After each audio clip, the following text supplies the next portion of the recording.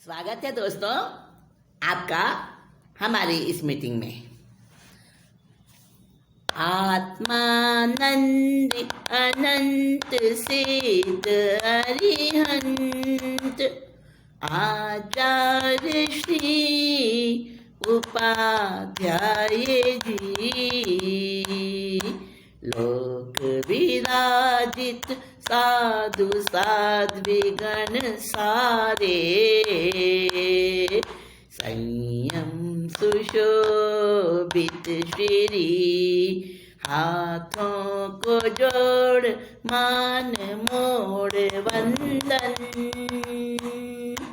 करती हूँ मैं अहर्निशम। संबोधि करो प्रदान प्रभु कृपालु,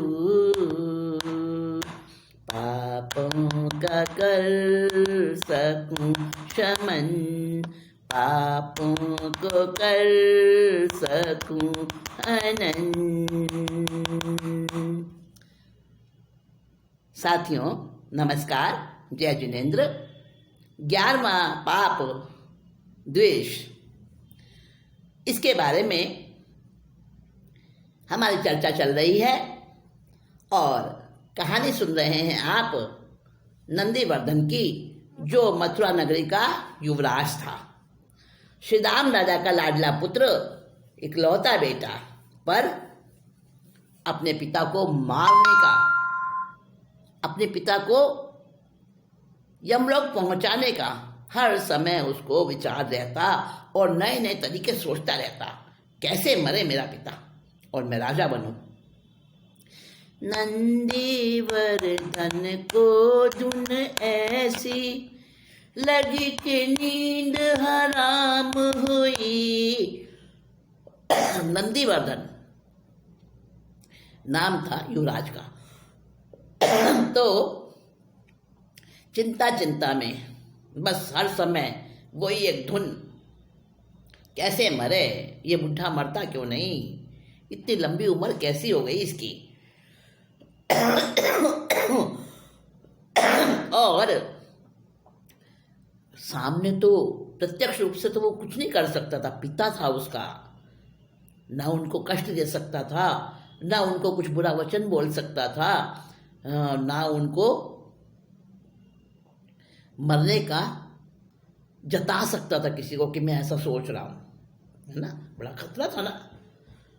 लेकिन अंदर में उसके यही चलता रहता कि बुढ़ा मरता क्यों नहीं, अब तो इसको, इस बुढ़े को मैं ही मारूंगा और इसको मार के मथुरा का शासनेश बनूंगा, मैं मथुरा का शासन संभालूंगा। क्या कमी है मुझ में, सारी योग्यता है मेरी। और इतना द्वेष बढ़ा अपने पिता से। हाँ, विपाक सूत्र उठा के देखिएगा आप, उसमें दुर्योधन की कथा मिलेगी आपको। वही दुर्योधन की कथा मैं आपको सुना रही हूँ। उस दुर्योधन की बात आएगी बाद में, वो कोतवाल है, उसकी बात अभी आएगी आगे। अभी नंदीवर्धन की बात चल रही है। तो उसने जो है ना, नंदीवर्धन ने क्या किया, चित्र मल्लाह जो था ना, चित्र नाम का, जो उसके पिता का मित्र था, उसको वो चाचा कहता था। कर ली दोस्ती चित्र से उसने, चाचा कहे उसे प्यार से, चित्र भी प्रेम पूर्वक बोले, दबा हुआ था उपकार से। नंदीवर्धन अपने मन में नई योजना राह बना, मथुरा नगरी नंदीवर्धन राजकुमार युवराजा था। चित्र से दोस्ती कर ली, चित्र नाविक से, और कहता चाचा चाचा चाचा चाचा कह के हर समय उसके आगे पीछे रहता। और चित्र जो है राजा के उपकार से दबा हुआ था, राजा ने जागीर दे दी, इतना सुखी बना दिया उसका जीवन, तो वो भी दबा हुआ था उपकार से। तो और अच्छा कोई बोलता है तो सामने वाला भी उसके साथ अच्छा ही भी बर्ताव करता है। तो वो चित्र वैसे सज्जन ही था और राजा के उपकारों से बहुत कृतज्ञ भी था, तो उसने जो है ना चित्र के साथ उसने भी अच्छा व्यवहार रखा, अच्छी तरह प्यार से बोलता उससे, वो चाचा चाचा कहता, वो भी अपना बेटा मानता। लेकिन चित्र तो अपने आप में सीधा था, उसे कुछ नहीं पता कि नंदीवर्धन के मन में क्या खिचड़ी पक रही है और नंदीवर्धन ने मुझे मित्र क्यों बनाया है, इसका इसका जो है ना भाव क्या है, इसका रहस्य क्या है, वो नहीं समझ पा रहा था। और नंदीवर्धन तो योजना बना ही चुका था। एक दिन बोला चाचा तुम में भरा है सद्गुण का भंडार, राज्य का संचालक बनने की क्षमताएं तुम में है अपार। अगर मेरा एक काम करो तो बन सकते सर्वे सर्वा, मथुरा नगरी नंदीवर्धन। एक दिन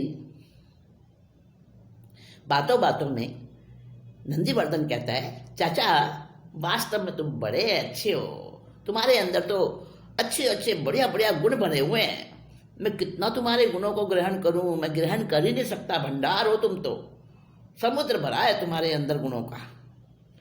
और राज्य का संचालक बन जाओ तुम तो, कहाँ तुम जागीर लेके बैठ गए, अरे तुम्हारे अंदर तो पूरा राज्य संभालने की योग्यता है चाचा जी, बहुत क्षमताएं हैं तुम्हारे अंदर।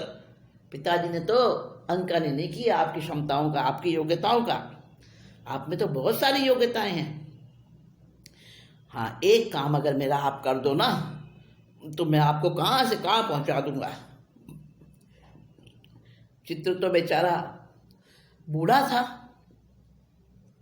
पिता की उम्र का ही था ना, श्री राम राजा का मित्र था तो उनकी उम्र का बराबर ही था लगभग लगभग। अनुभव बहुत दिए थे उसने, फिर भी समझ नहीं पाया वो, क्योंकि राग हो गया था ना, मित्रता में राग होता ही है, और कहाँ दिमाग ही नहीं पहुंच पाता उसका तो कि बेटे के अंदर इतना द्वेष पिता के प्रति कि उसको मारना चाहे, अरे सोच भी नहीं सकता था वो तो वो समझ ही नहीं पाया कि ये कल का छोकरा मेरे को ठग रहा है। तो कहने लगा चित्र, उसकी बात सुनकर, नंदीवर्धन की बात सुनकर कहने लगा, बेटा उम्र तो मेरी बीत चुकी, क्या मेरे में योग्यताएं, कब्र में तो मेरे पैर लटक रहे हैं। तो कहता है, अरे चाचा तुम्हें उस पद पे मैं कायम करूंगा और बाद में तुम्हारा बेटा रहेगा उस पद पर। क्या तुम भी अभी कहाँ, तुम तो अभी जियोगे बहुत, अभी तो बलवान हो। हाँ हाँ दूर की सोची तुमने, बोलो मुझे क्या है करना, बोलो मुझे क्या है करना। चतुराई से नंदीवर्धन चित्र चाचा को बहकाता, चित्र चाचा को फुसलाता।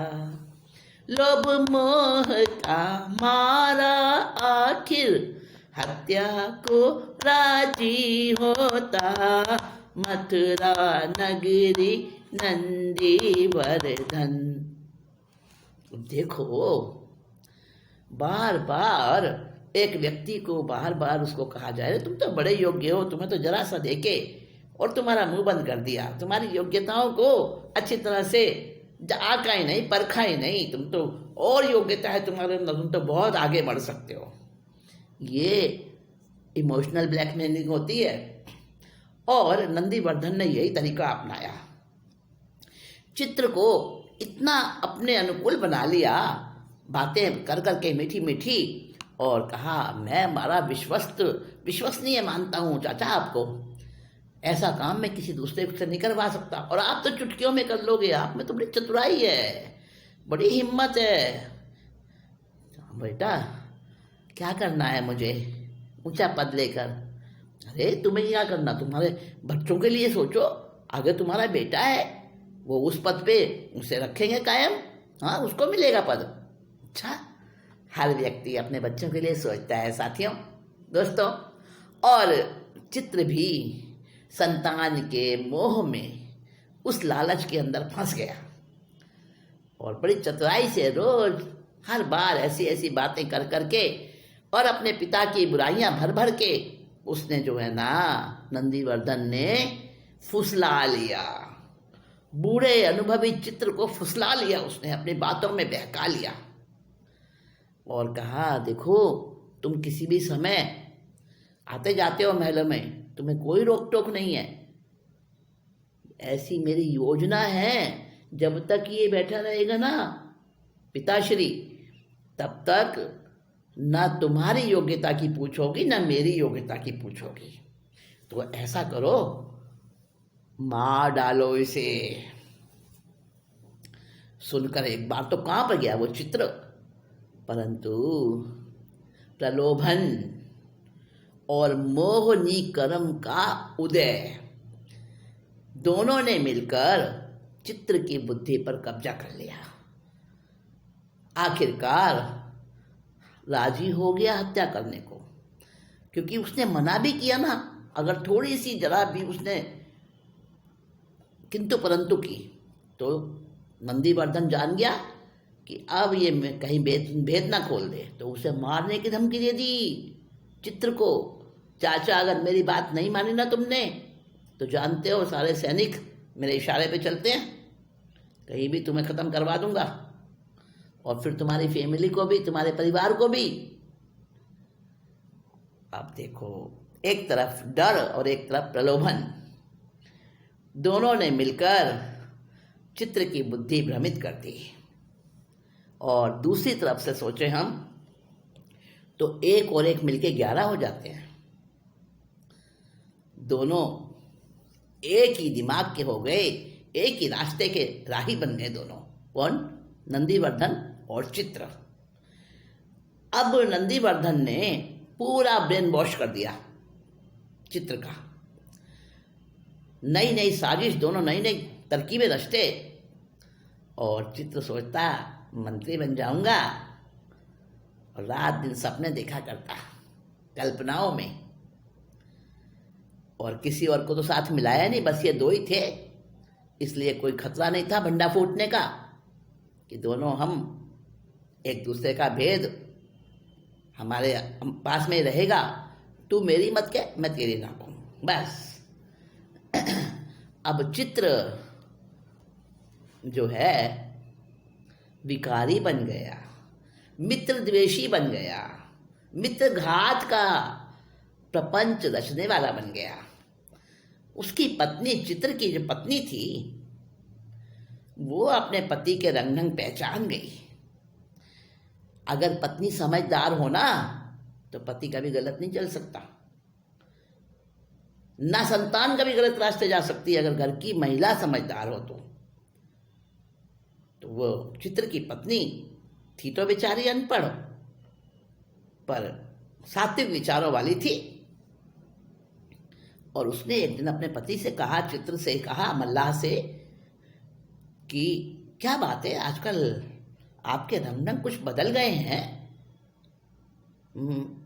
महलों में ज़्यादा आने जाने लगे हो और बड़े खुश रहते हो, बड़े खोए खोए रहते हो, बात क्या है? तो चित्र ने सोचा, अरे ये भी खुश हो जाएगी ना, तो उसने अपनी खुशी अपनी पत्नी के साथ बांट ली, यानी उसको भेद बता दिया धीरे से और कहा, देख किसी को बताना मत, तू पता ना चले किसी को, अगर चल गया ना पता तो समझ ले तू विधवा हो जाएगी, मेरे प्राण जाएंगे। अब वो कहने लगी, स्वामी क्या सोच रहे हो आप? अरे बुढ़ापे में नमक हरामी करोगे? नहीं नहीं, बहुत बड़ा पाप है पतिदेव, ऐसा कभी मत करना, कभी मत करना, ऐसा बहुत गलत है। अरे वो राजा श्री दाम, जिन्होंने आपको कहाँ से कहाँ पहुँचा दिया, आप तो साधारण मल्लाह थे, नाव चलाकर ही अपना पेट भरते थे परिवार का, और देखो उन्होंने तुम्हें जागीरदार बना दिया, उनके प्रति ऐसा ऐसा करोगे? नहीं नहीं पतिदेव, बहुत गलत है। एक बार तो चित्र को लगा कि मैंने इसको बता के गलती करी, लेकिन जब चित्र की पत्नी ने उसको ऊंच नीच समझाई, इसीलिए कहते हैं पत्नी मंत्री के समान होती है। मंत्री जो सही समय पर सही रास्ता बताता है, सही परामर्श, ठीक से सलाह देता है, सम्यक विचार जिसके होते हैं, वह मंत्री होता है। तो स्त्री को भी, धर्म पत्नी को भी मंत्री की पदवी दी गई है। तो ऐसी ही वो मंत्री जैसी पत्नी, उसने अपने पति का सारा पाप, वो जो जाला लग चुका था ना नंदीवर्धन के बहकाने से, वो सारा जाला उसने अपने सात्विक विचारों के द्वारा हटा दिया। चिंतन बदला चित्र ने अपनी, नीचता को फिर धिक्कारा। श्री राम नरपति के पास जा, अपना पाप भी स्वीकारा। पुत्र की काली कर तूते सुन, भूप का क्रोध चरम पे चढ़ा। मथुरा नगरी नंदीवर्धन, राजकुंवर युवराजा था। अब देखो ऐन मौके पर, जबकि हत्या की बिल्कुल तैयारी हो चुकी थी श्री राम राजा की, और जिस अपने प्रिय राजा को प्रजा भगवान की तरह से मानती थी, पूजती थी, वो ही उनके ही इकलौते बेटे की नज़र में कांटे की तरह चुभते थे। और बिल्कुल तैयारी हो चुकी थी, यानी कि मृत्यु सिर पर नाच रही थी श्री राम के, लेकिन उन्हें कुछ भी नहीं पता था। वो भूपति अपने बेटे के लाड़ प्यार में बिल्कुल समझ ही नहीं पा रहे थे। और उस समय चित्र, जो उसका एक राजदार था नंदीवर्धन का, उसकी पत्नी ने ऐन मौके पर क्या एकदम ट्विस्ट कर दिया सारे मामले को।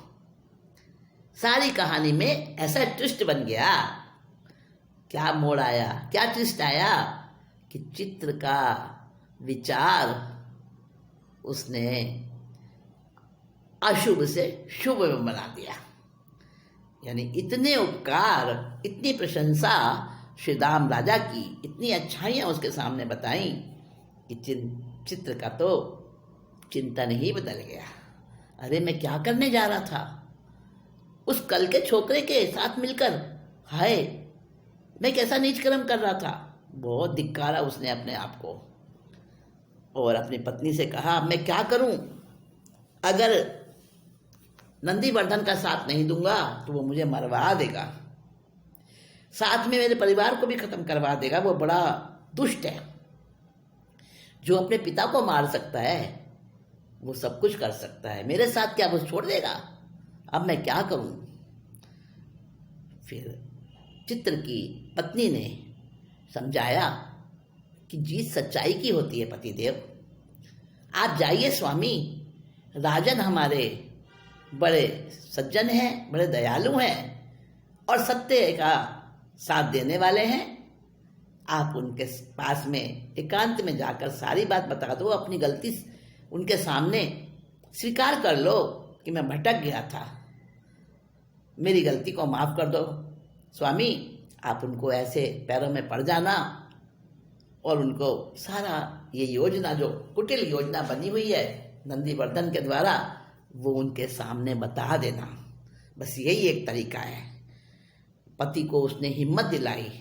चित्र तो बड़ा डर रहा था, लेकिन उस चित्र की धर्मपत्नी ने ऐसा समझाया, अपने पति की हौसला बढ़ाया, साहस बढ़ाया उसका, और कहा पतिदेव आप जाओ महाराज के पास जाकर माफ़ी मांग लो अपनी गलती की और भेद सारा खोल दो उनके सामने। और चित्र फिर महाराज के पास गया, यानी अपने मित्र के पास जाकर बातचीत करी, और ऐसे समय पर करी जबकि नंदीवर्धन वहाँ नहीं था, और जाकर अपना अपराध स्वीकार किया, रो रो कर अपनी गलती की माफ़ी मांगी और कहा मैं भी अधम बन गया था और आप सावधान रहो, ये तो आपका बेटा ऐसा है।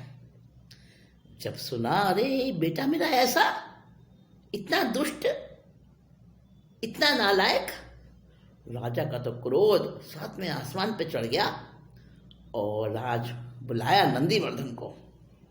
राजकुंवर नंदीवर्धन को फौरन कैद में डाल दिया, राजा ने उसके सन्मुख जा फटकारा, गुस्से से कहा राज्य में दूंगा तुझको, लेकिन मथुरा का नहीं यमपुरी का, मथुरा नगरी नंदीवर्धन।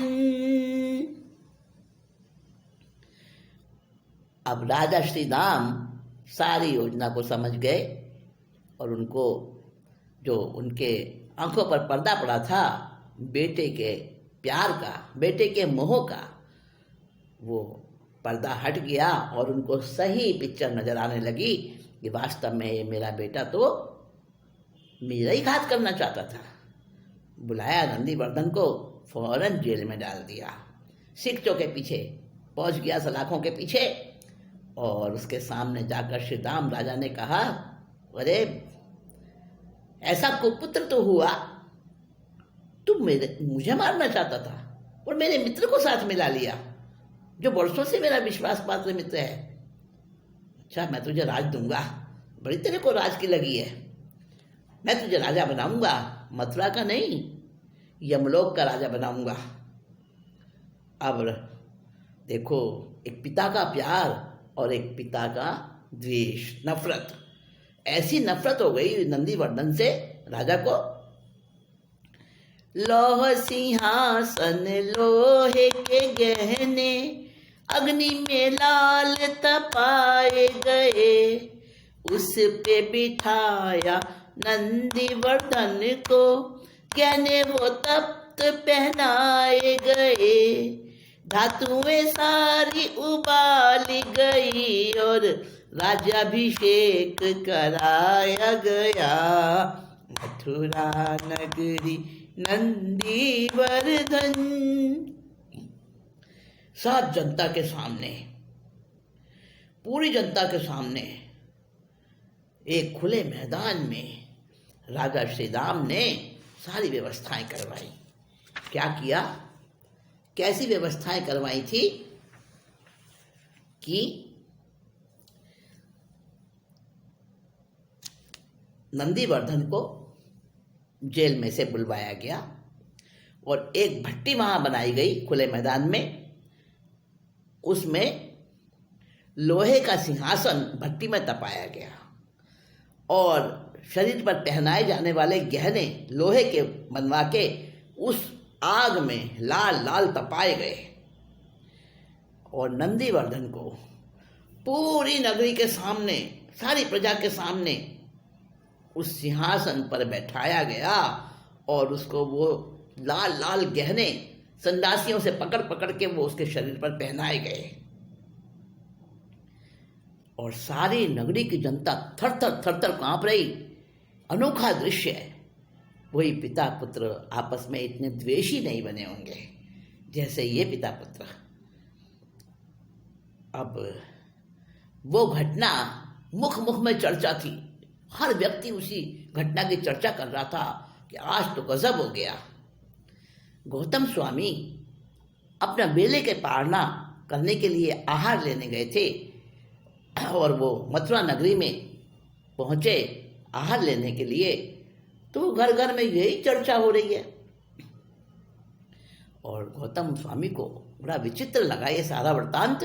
लौट कर आए, प्रभु महावीर के चरणों में नमन किया और कहा, प्रभु ये कैसा राज्याभिषेक कराया एक पिता ने अपने पुत्र का? ऐसा राज्याभिषेक तो कहीं देखा ना कहीं सुना। खुद बाप ने अपने बेटे को मार दिया।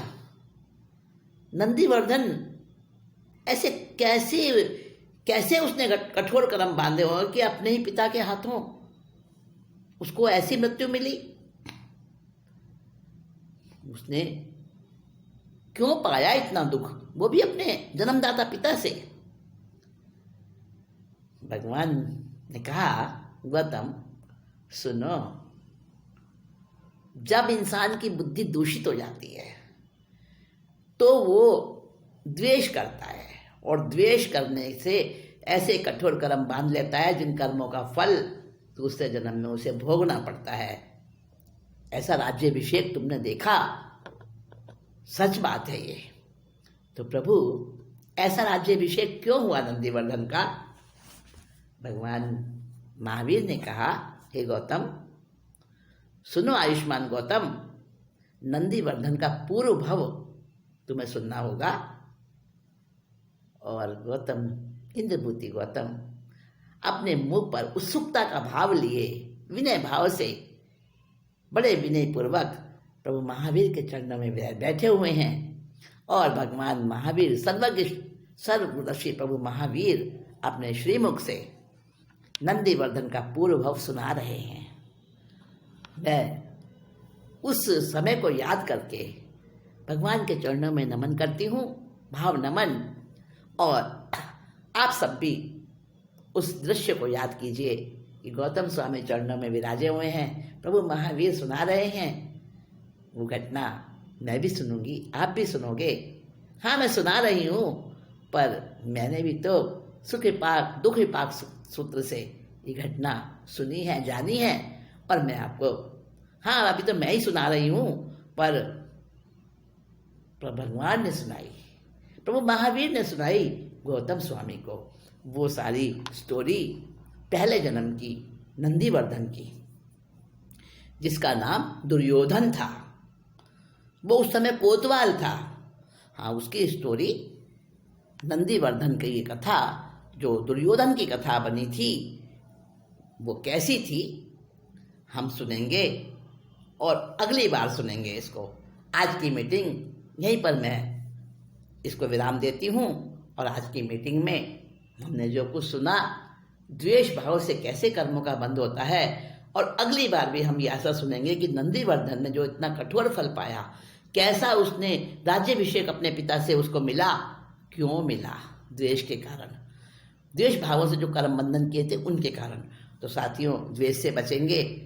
और तब तक के लिए अभी मैं चलती हूँ, और नंदीवर्धन का वो पूर्व भाव सुनने की जिज्ञासा लिए हुए हम इंतजार करेंगे नेक्स्ट मीटिंग का। अच्छा साथियों, नमस्कार।